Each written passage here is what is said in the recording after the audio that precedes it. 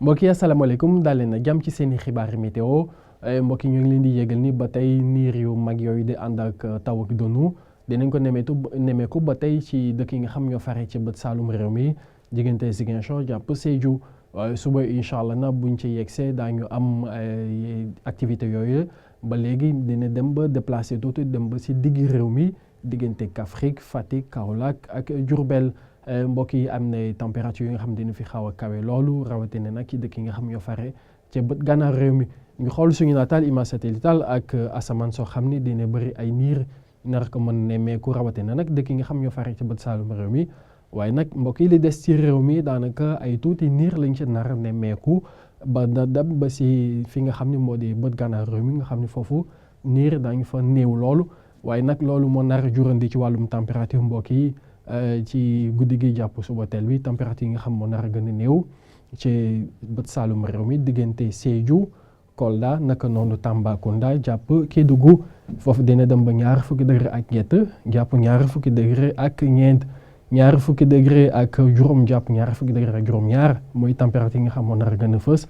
ci Ziguinchor waaye nag ci diggi réew mi dem ba ci bët gànnaar réew mi ñëw fii ba ci soow mbokk yi ci fi mu nar a gën a tàngu guddi gi diggante Bakel la ba Matam na foofu dañu fa am ñaar fukki degré ak juróom-ñett jàpp fanweeri degré ak benn ca Matam ak asamaan soo xam ni dinañ nemmeeku ay taw yoo xam ne mën na ànd ak dënnu diggante Ziguinchor naka noonu dem ba Sédhiou ak ay niir yu am doole diggante Kolda naka noonu dem ba ca Kédougou suba incha allah buñ ci yegg see niir yooyu daañu gën a amati doole daal di yéeg tuuti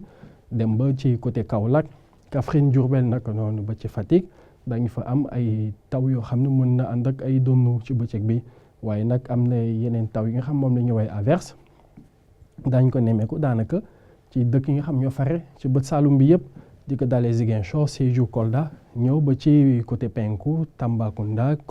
Bakel ba ci Kédougou li des ci réew mi rawatina nag dëkk yi nga xam ñoo fare ci bët gànnaaru réew mi dañ fa am ay tuuti niir yoo xam ne dañ ko fa nemmeeku ñëw ba ci Ndakaaru Mbour ak Thiès daañu am tuuti niir yoo xam dina xaw a takku tuuti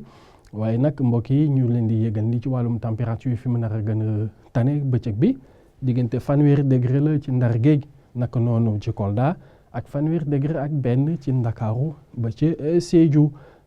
température yi nga xam ne dëkk yi nga xam ñoo fare ci digg réew mi température yi dina dalee foofu diggante fanweeri degré ak ñeent jàpp fanweeri degré ak juróom-ñett ca Linguère waaye nag fanweeri degré ak ñaar jàpp fanweeri degré ak ñett diggante Kaolack naka noonu ñëw ba ci Ziguinchor fanweeri degré ak ñeent ca Tambacounda fanweeri degré ak ñaar ci Kédougou waaye nag fi mu nar a gën a tàng bëccëg bi diggante Matam la naka noonu Bakel ba fii ci Kaffrine ndax foofu dina dem ba ñeent fukki degré muy tàngoor boo xam ne dina xaw am doole loolu mbokk yi lii moo gënoon fës ci xibaar yi nga xam ne amoon nañ mbégte dégtal leen ko ñu leen di jox dig daje incha allah ba ëllëg.